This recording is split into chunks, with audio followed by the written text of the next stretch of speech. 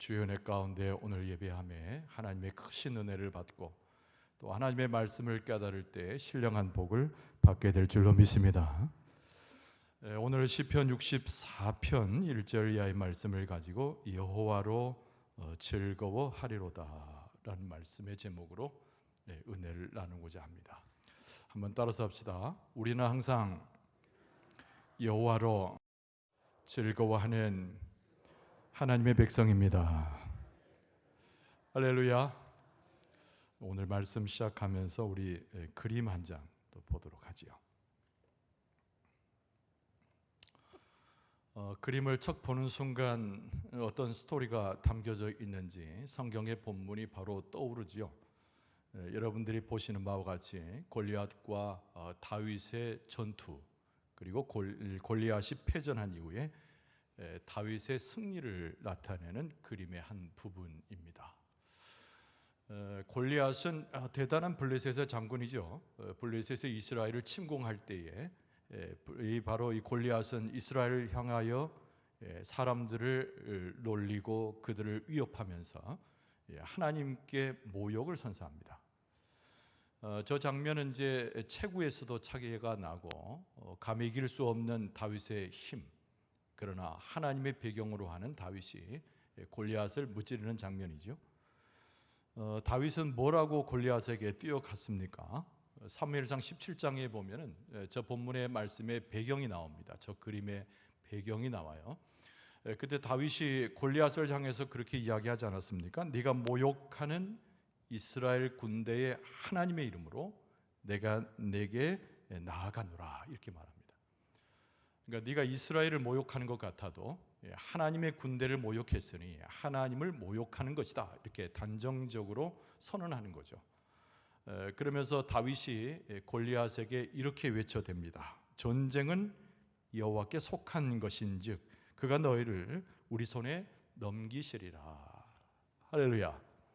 그러면서 이제 물맷돌 하나를 던져가지고 골리앗 장군의 머리에 정중앙에 꽂히게 되고 넘어진 골리앗을 단칼에 무찔리는 다윗의 모습입니다. 이 다윗의 한 말 중에 매우 중요한 말이 있죠. 전쟁은 여호와께 속한 것이다. 할렐루야. 오늘 본문의 말씀의 주제이기도 합니다. 또 오늘 본문의 말씀은 바로 다윗이 기록한 하나님에 대한 탄원의 시와 더불어서 승리를 전제로 하는 하나님께 드리는 감사와 찬송의 시이기 때문에 그렇습니다. 오늘 본문의 말씀은요, 다윗이 이런 골리앗과의 전쟁 이후에 수많은 고난을 경험한 후에 매우 심약한 상태로 하나님을 대하고 있는 장면이 오늘 본문의 말씀의 시작 부분입니다. 다윗에게 찾아온 것은 기쁨과 한이보다는, 확신보다는 오늘 시편 64편의 초반부에 등장하는 다윗의 심정은 매우 불안한 거예요. 그래서 그의 마음을 지배하는 것은 두려움이었습니다. 자신보다 훨씬 강한 자들에 의한 공격이 예상되는 상황이었어요. 다윗은 무고합니다. 다윗은 잘못이 없어요. 그럼에도 불구하고 수많은 사람들이 다윗을 죽이려고 바로 가까이 이르게 된 상황입니다. 간교한 음모를 꾸미는 것이죠. 사울의 지시를 받아서 중무장한 군인들이 다윗을 죽이려고 하는 순간입니다. 억울한 다윗이지만 그 모습을 보고 마음 가운데 찾아오는 것은 두려움이에요. 그것이 고통이 되고 그것으로 인하여 밤잠을 설치는 다윗의 모습을 우리는 상상해 볼 수 있습니다. 마음에 근심이 있는 다윗, 이것이 오늘 본문의 말씀의 시작이라고 할 수 있죠. 그러나 아까 그 그림에서 우리가 보듯이 다윗은 항상 의지하는 데가 따로 있었습니다. 군사도 아니고 창도 칼도 아니죠. 다윗이 늘 평생 동안 의지했던 것은 당연히 여호와 하나님이었습니다. 할렐루야. 그래서 오늘 본문의 말씀에도 두려움 가운데서도, 그 고통 가운데서도, 억울함 가운데서도 다윗이 찾아간 것은 하나님 계시는 하나님의 존전, 그 앞이었다는 거예요. 그래서 하나님 앞에 가서 아뢰입니다. 그리고 하나님 앞에 탄원하죠. 오늘 본문의 말씀 1절에 보면 이렇게 기록되어 있습니다. 하나님이여, 내가 근심하는 소리를 들으시고 원수의 두려움에서 나의 생명을 보존하소서. 이 1절의 표현 가운데 다윗의 심정을 표현하는 낱말들이 어떤 것입니까? 내가 근심하는 소리, 하나님 그것을 들어주세요라고 하는 표현이죠. 마음의 근심이 바깥으로 나왔습니다. 근심하는 소리니까 탄식이죠. 앞서 말씀드린 대로 억울합니다. 다윗은 사람들에게 애워쌈을 받아서 죽음의 위협에 들어갈 수 있는 그 어떤 범죄도 저지르지 않았어요. 그래서 다윗은 하나님께 탄원하는 겁니다. 그의 두려움이 하나님 앞에 내비치면서 탄식하고 있는 거죠. 그러면서 하나님께 도움을 요청합니다. 이 세상에 그 어떤 누구가 나를 도울 수 있으며, 이 세상에 어떤 갑옷을 내게 입힐 수 있으며, 이 세상에 강한 칼과 어떤 창이 나를 보호할 수 있겠습니까? 오직 하나님만이 나의 보호자가 되신다고 하는 다윗의 신앙 고백적 탄식의 표현이죠. 이 다윗이 하나님께 도움을 구했어요. 오늘 본문의 말씀 1절이 그러했습니다. 근데 2절도 계속 1절로 이어지는 다윗의 탄식의 기도가 이어집니다. 2절 말씀은 이렇게 쓰고 있어요. 주는 악을 꾀하는 자들의 음모에서 나를 숨겨주시고 악을 행하는 자들의 소동에서 나를 감추어 주소서. 하나님 앞에 기도하는 다윗의 아주 절실한, 그러면서 진실을 닫고 정직하고자 하는 그 모습이 하나님 앞에 고스란히 전해지고 있는 장면이 1절과 2절의 모습입니다. 오늘 본문의 말씀은 전체 10절 중에 요 1, 2절은 하나님께 탄식하는 다윗의 모습을 묘사하지만 2절로 한 6절까지는요, 다윗이 고발하듯이 하나님 앞에 악인의 행태에 대해서 하나님 앞에 고하는 장면입니다. 그리고 7절은 대반전을 이루죠.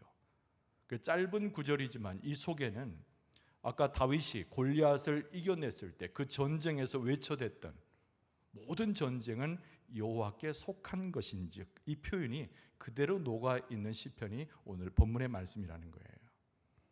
여러분, 하나님께서 이 말씀을 통해서 우리를 깨우치시고 고동치는 심장 가운데서 믿음을 드러내시는데, 오늘 다윗이 무장하고 있는, 다윗이 하나님의 능력을 경험하고 있는 이 믿음의 세계에 우리도 하나님 앞에 들어가게 될 줄로 믿습니다. 다윗이 경험하고 있는 그 두려움이 무엇일까? 첫 번째 내용은 뭐냐면 순간적인 두려움이라는 거죠. 다윗은 영성이 깊은 사람임에 분명합니다. 우리보다는 신앙의 수준이 높은 것도 분명합니다. 그러나 다윗은 우리와 똑같은 사람이죠. 애워쌈을 받고 고통 중에 있을 때 그에겐 두려움이 오는 것은 우리가 이해할 만하고 동의할 수 있습니다. 물론 순간적인 것이지만 말이죠. 그래서 순간의 두려움, 이것이 다윗을 지배하고 있는 모습이고, 다윗이 하나님 앞에 탄식하고 기도하고 있지만 에워싸고 있는 원수들에 대해서 하나님 앞에 아뢰고 있는 다윗의 모습을 선명하게 보여줍니다. 여러분, 3절과 4절에 보면은 악인들이 어떻게 다윗을 침범하고 있는지를 다윗이 쓰고 있어요.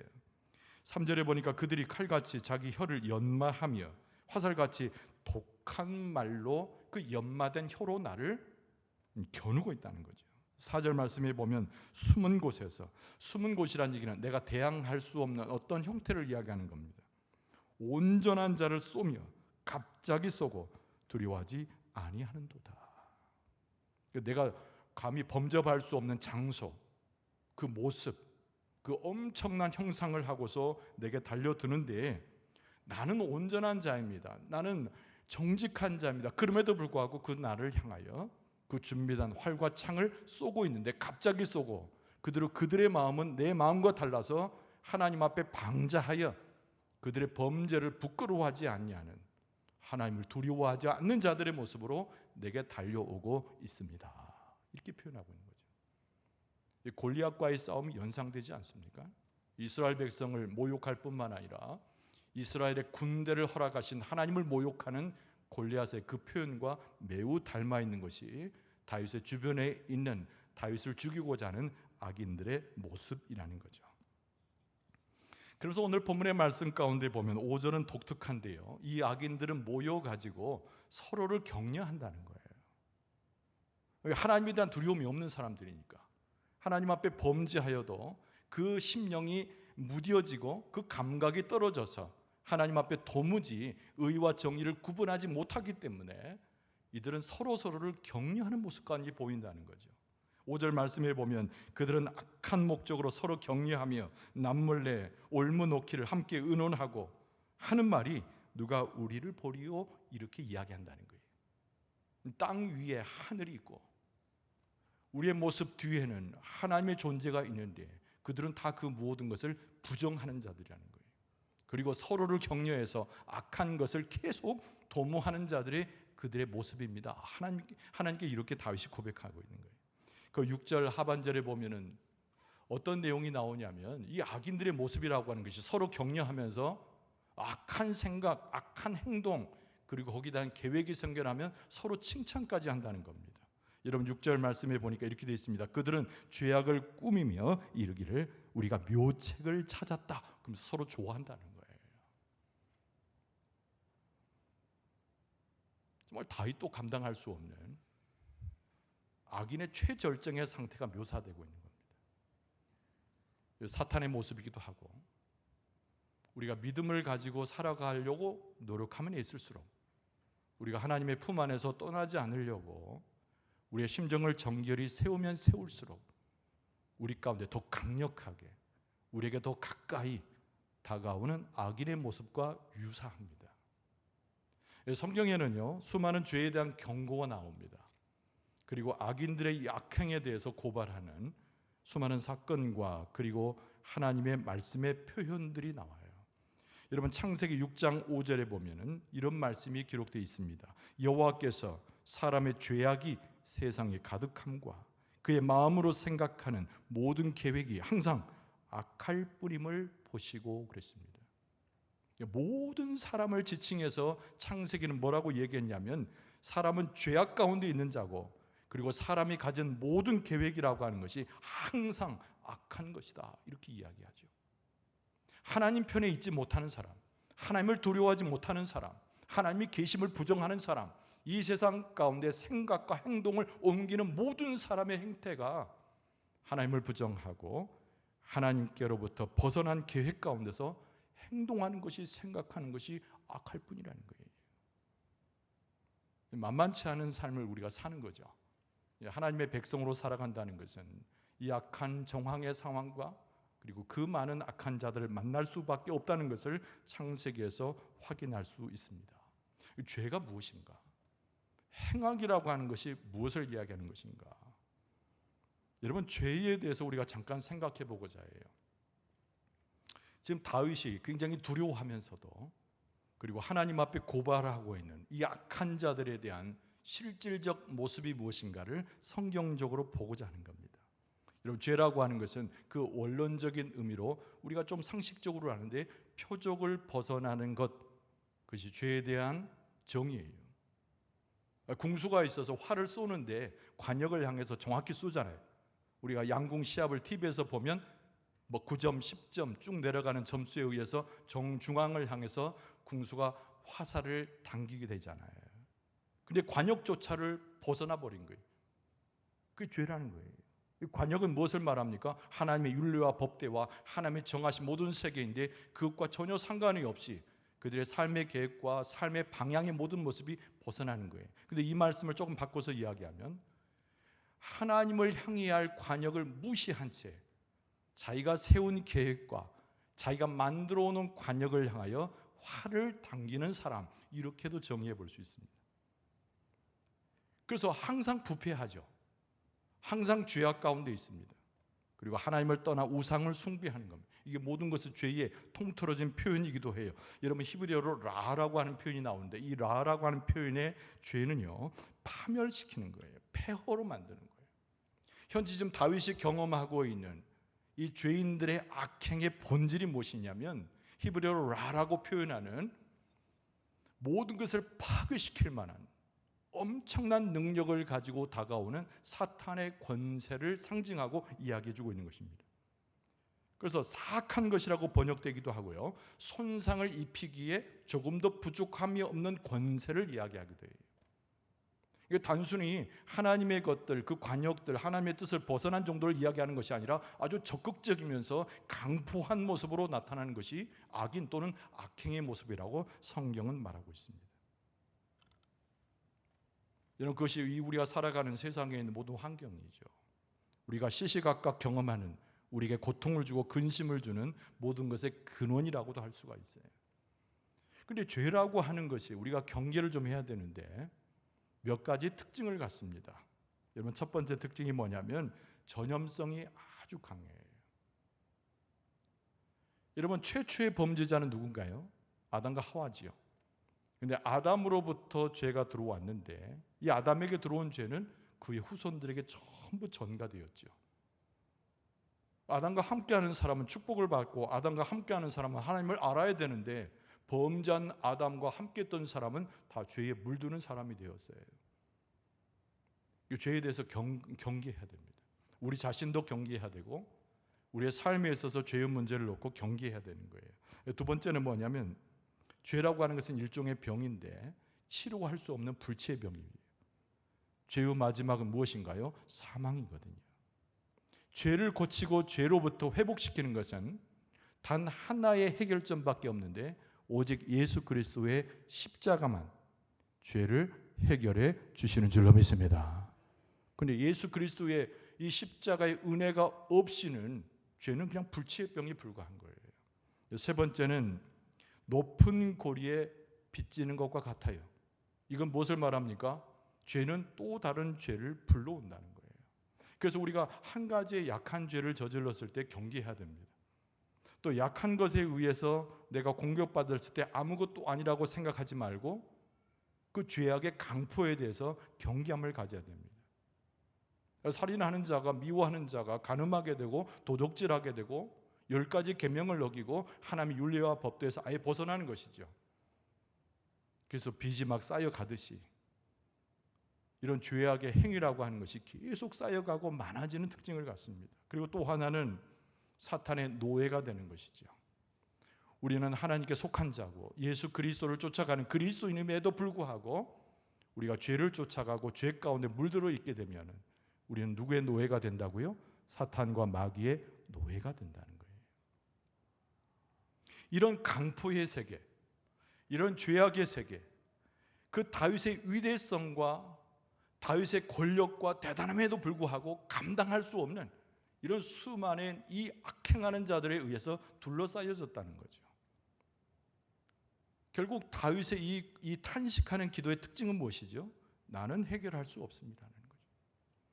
나는 이 애워싸움의 이 고통 속에서 스스로 나를 구원할 수 없다고 고백하는 거예요. 나를 둘러싸서 나를 죽이려고 하는 수많은 사람들의 그 간교한 꾀를 나는 넘어갈 수 있는 지혜를 갖고 있지 못하다는 거죠. 그래서 다윗이 어디로 왔다고요? 하나님 계시는 존전에 하나님 앞에 나와서 기도하여 하나님의 도우심을 구하고 있는 줄로 믿습니다.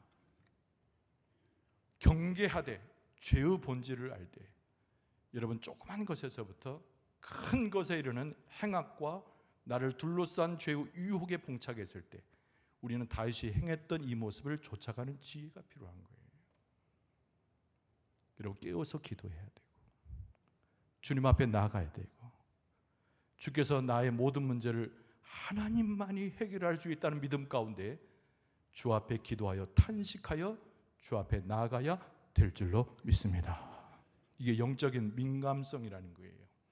선지자들이 가졌던 영적 민감성, 사도들이 가졌던 영적 민감성, 우리들의 신앙의 선배가 교회를 등지고 진짜 하나님의 그 역사를 이루었던 모든 삶의 족적의 가장 핵심적인 영적인 민감성이 우리에게 필요한 거예요. 자, 그랬을 때 하나님께서 어떻게 해요? 하나님은 살아계신 분이기 때문에 다윗의 기도를 들으시죠. 아까 말씀드린 대로 7절에서부터 대반전이 일어나게 됩니다. 이걸 제목을 뭐라고 붙였냐면 해결하시는 하나님, 이렇게 되어 있습니다. 한번 따라서 봅시다. 하나님께서 나의 모든 문제와 악한 것 가운데 넘어져 있는 나의 모습을 해결해 주십니다. 할렐루야. 믿으시기 바랍니다. 포용하고 시인할 수 있기를 바랍니다. 그러니까 우리는 작은 것부터 큰 것까지 우리가 감당하려고 하지 말고 하나님 앞에 나오면 하나님께서 해결해 주시는 줄로 믿습니다. 여기 이야기의 대반전에 오늘 시편 64편의 중심적 내용이기도 하고 전쟁이 다 여호와께 속해 있다라고 하는 이 다윗의 고백이 그대로 드러나는 장면이 이 7절 이하의 말씀인 거예요. 악인들이 도리어 이 다윗을 죽이려고 활을 쏘고 칼을 쏘지만은 반대로 하나님에 의해서 완전히 패퇴되어지는 그런 역사를 오늘 본문의 말씀에 쓰고 있습니다. 하나님이 화살을 준비하시죠. 그리고 악인을 향하여 화살을 쏘십니다. 할렐루야. 그 장면을 좀 연상해 보세요. 다윗이 활과 창을 준비한 것이 아니라 하나님께서 활과 창을 준비하시고, 다윗이 방패를 막은 것이 아니라 하나님께서 다윗의 방패가 되시고, 하나님께서 직접 행하셔 일어서셔서 악인을 물리치시는 줄로 믿습니다. 그런 하나님이에요, 우리 하나님. 멀리서 보시고 침묵하시는 하나님이 아니라, 멀리서 우리와 아무 상관없다고 가만히 계시는 하나님이 아니라 내 인생에 개입하시고 공동체에 개입하시고 하나님의 역사 가운데 우리 모든 운명을 좌지우지하셔서 우리 가운데 나타나셔서 친히 대신하여 악한 것을 물리치시고 싸우시는 분이 우리 아버지 하나님이신 줄로 믿습니다. 우리 믿음이라고 하는 것이 그 믿음에 이르러야 되는 거예요. 그래서 오늘 본문의 말씀 7절에 보면은 그러나 하나님이 그들을 쏘시리니 그들이 갑자기 화살에 상하리로다. 할렐루야, 할렐루야. 하나님이 나오셔서 그들을 쏘시는 거예요. 여러분이 칼과 창을 준비하라고 하지 마세요. 여러분들이 자기의 힘으로 자기의 삶의 문제를 해결하려고 하지 마세요. 가장 미련한 것이며 그것이 오히려 원수의 계략에 빠지는 것이며 우리 스스로 내 발등을 찍는 일이에요. 모든 전쟁은 누구에게 속해 있다고요? 여호와 하나님께 속해 있는 줄로 믿습니다. 그러면 그것을 무관하게 가만히 있는 것이 아니라 하나님께 가서 매달리고 하나님께 가서 기도하고 하나님께 가서 탄식하고 하나님을 붙들기만 하면 하나님께서 직접 영적인 화살을 준비해서 우리 주변에 있는 사탄을 물리치시고 우리의 문제가 해결되고 우리가 모든 걸 회복될 수 있도록 역사해 주실 줄로 믿습니다. 여러분, 하나님의 전쟁이 나타난 대단한 역사는 무엇입니까? 당연히 여호수아의 전쟁을 생각해 봐야 돼요. 하나님께서 이스라엘 백성들 모세의 영도 아래 광야 땅을 지나서 가나안 땅에 들어갈 무렵 하나님께서 제 두 번째 영도자를 세우시는데 여호수아 아닙니까? 여호수아는 믿음의 사람이에요. 여호수아는 장군이었지만 자기 힘을 의지하지 않은 사람입니다. 여호수아는 정말 다윗에 비견할 만한 대단한 믿음의 사람이죠.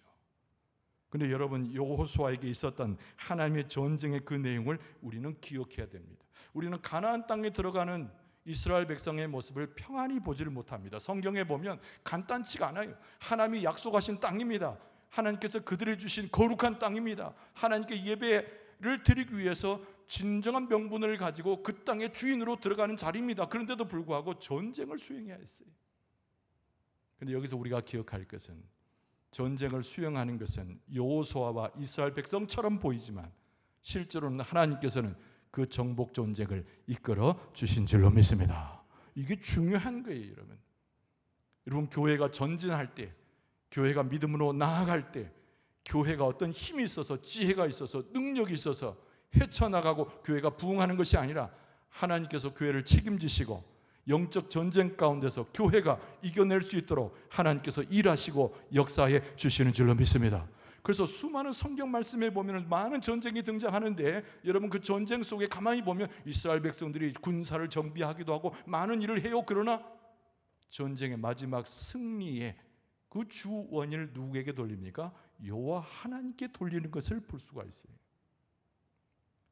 전쟁, 사탄과 악한 것과 싸우는 전쟁, 그것을 이기는 열쇠가 사람에게 있는 것이 아니라 사람의 용맹에 있는 것이 아니라 사람의 지혜에 있는 것이 아니라 여호와 하나님의 능력과 권세에 있는 줄로 믿습니다. 여러분도 엄청난 전쟁을 치르는 것이 여호수아 이야기잖아요. 제가 여호수아 얘기를 조금 더 합니다. 여호수아, 어떤 전쟁이 가나안 땅 초입에서 생겨났습니까? 우리가 너무나 잘 아는 대로 여리고성 점령 그 이야기입니다. 여러분, 여리고성 그 당시에서 엄청난 성이에요. 몇 겹으로 성벽이 둘러싸이고 그들의 수도 엄청나며 여리고성이 가졌던 그 수준이라고 하는 것은 여러분, 이스라엘 백성은 감히 범접할 수 없는 그 당시 문명의 최고의 문명이에요. 그러면 우리가 생각할 때 여호수아는 군사를 정비해야 되고 그리고 물품을 준비해야 되고 전쟁에 필요한 많은 것들을 예비해야 되잖아요. 그런데 여기서 우리가 절대 잊어버려서는 안 될 것이 있습니다. 여호수아 장군이 뛰어나고 지략이 있어서 전쟁의 승리를 가져오는 요인이 되는 것이 아니고 여리고 전쟁에 있어서, 여리고 성을 함락하는 전쟁에 있어서 진정한 주인 되시고 장군 되시고 이스라엘 백성을 이끌어 가시는 분은 누구시라고요? 여호와 하나님이신 줄로 믿습니다. 그런데 하나님께서 택하신 방법이 굉장히 희한합니다. 아까도 말씀드린 대로 보급품도 준비해야죠. 군사를 훈련시켜야 되죠. 그리고 창과 칼을 잘 닦아서 전쟁에 승리하도록 예비해야 됩니다. 또 군사들의 사기라도 올리면 먹을 거라도 충분히 줘서 군사들 자체가 배가 든든해야 됩니다. 그런데 하나님께서는 그런 명령을 여호수아에게 하신 적이 없어요. 하나님께서 여호수아에게 명령하셨던 첫 번째는 정결함으로 준비하라는 거예요.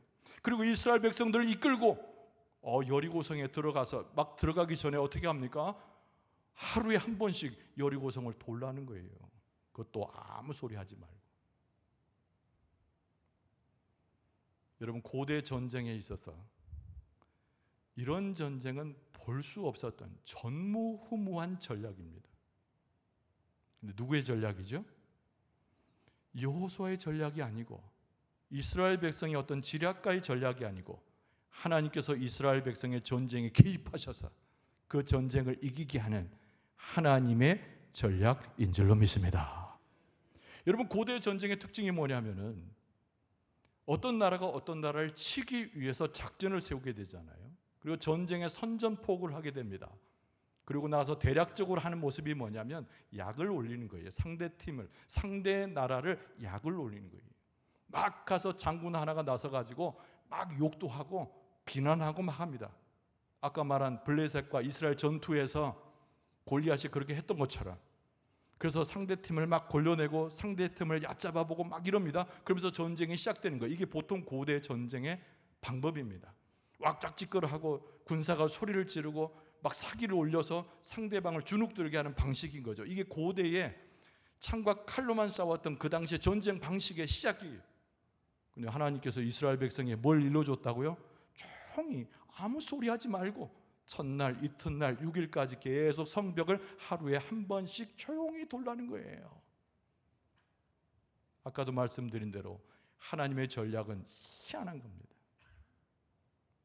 근데 하나님의 전략이라고 하는 것이 무능하게 보입니까? 무기력하게 보입니까? 우리는 이미 여리고를 그 결과를 알잖아요. 왜 하나님께서 그 방법을 동원하셨을까요? 사람의 소리, 앞세우는 전차, 칼과 창, 그것이 여리고성의 전투의 승리 요인이 아니라 하나님께서 개입하셔서 하나님의 전쟁의 주인이 되셔서 이스라엘 백성을 이끄신다고 하는 것을 하나님이 가르치시기 위한 영적 교육의 일환이었는 줄로 믿습니다. 우리가 이것을 깨달아야 되는 거예요. 무력하게, 무기력하게 그게 무슨 방법입니까? 어떻게 그렇게 해서 전쟁에 이길 수 있습니까? 항변할 필요가 없어요. 하나님께서 역사하시고 계획하신 거니까. 전쟁은 여호와 하나님께 속한 것인지요. 할렐루야. 다윗이 그렇게 골리앗에게 붙질러던 표현했던 그 선포를 기억하라니까요. 마지막 날 일곱째 날 되었을 때 이스라엘 백성들을 이끌고 제일 앞에 누가 섭니까? 제사장들이 서죠. 그리고 제사장들은 무엇을 이고 갑니까? 하나님의 법궤를 지고 제일 선두에 서게 됩니다. 언제나 그랬듯이. 여러분, 그러고 나서 제사장들이 뭘 불러냅니까? 양강나팔을 불어대기 시작하죠. 그리고 마지막 일곱째 날은 7번을 돌게 됩니다. 그리고 마지막에 하나님이 정하신 대로, 하나님께서 일러주신 대로 이스라엘 백성이 큰 소리를 내서, 무슨 소리를 냈는지 몰라요. 성경에 안 나오니까. 큰 소리를 지르는데 여리고성이 무너지게 된 줄로 믿습니다. 할렐루야. 그러니까 이 장면에서 꼭 기억해야 돼요. 이스라엘 백성이 한 일은 고함친 것밖에 없어요. 근데 하나님이 뭘 하셨다고요? 하나님의 방법에 특징이 있는 거죠. 아까 이야기한 대로 하나님의 상징인, 하나님께서 개입하시는 상징인 법궤가 앞서 나가고, 그 다음에 제사장들에서 양강나팔 소리가 온 세계에 울려 퍼졌다 그 말이에요. 하나님의 방법, 하나님의 역사, 하나님의 영광, 하나님의 권세가 여리고성의 전투에서 승리하게 하는 최고의 요인인 줄로 믿습니다. 여러분, 이 여리고성이 무너지는 장면에서 우리는 여호수아의 무엇을 봅니까? 하나님의 전쟁을 수행한 가나안 정복에 처음 시도한 이 여호수아의 믿음을 보는 거죠. 자, 오늘 이 본문의 말씀을 다시 돌아오면은 여러분, 이 다윗이 가지고 있었던 이 철저한 신앙은 모든 전쟁이 하나님께 속해 있는 것이기 때문에 다윗이 할 수 있었던 일은 이것밖에 없기도 했고, 다윗이 선택한 유일한 방법은 하나님 앞에 나와서 기도하는 거였다는 거예요. 군사를 일으킬 수도 있었을 겁니다. 자기를 따라온 사람들을 모집해 가지고 대항할 수도 있었겠지만 다윗은 그것을 선택하지 않았어요. 과거에 소년이었을 때, 어린 목동이었을 때, 아무도 알아주지 않았던 이 다윗의 모습이었을 때, 골리앗을 이겼을 때 그 방법, 오직 하나님만을 의지하여 전쟁을 하나님께 맡겨드렸던 다윗의 믿음 그대로 여기서 하나님 앞에 기도했더니 하나님께서 준비한 활을 가지고, 화살을 가지고 그 모든 적군들을, 애워싼 악인들을 하나님께서 쏘셔서 물리쳐 주신 줄로 믿습니다. 그랬더니 주변에 있던 사람들이 놀라요. 악인도 포함될 수 있습니다. 다윗에 속한 사람들일 수도 있습니다. 다윗 스스로일 수도 있습니다. 오늘 본문의 말씀에 9절 말씀에 보면 모든 사람이라고 하는 표현이 나와요. 모든 사람. 그러니까 적군이든 다윗이든 다윗에게 속한 사람이든 이방 사람이든 모든 사람이 이 장면을 본 겁니다. 그래서 9절 말씀에 보니까 모든 사람이 두려워하여, 여기서 말하는 두려움은 하나님의 어떤 거룩한 두려움을 갖는 거죠. 하나님의 일을 선포하며 그의 행하심을 깊이 생각하리로다. 할렐루야. 하나님의 놀라운 승리는 우리의 승리고, 하나님의 놀라운 승리는 우리의 승리일 뿐만 아니라 그것을 지켜보고 하나님을 두려워하는 하나님의 백성 모두의 승리가 되는 줄로 믿습니다.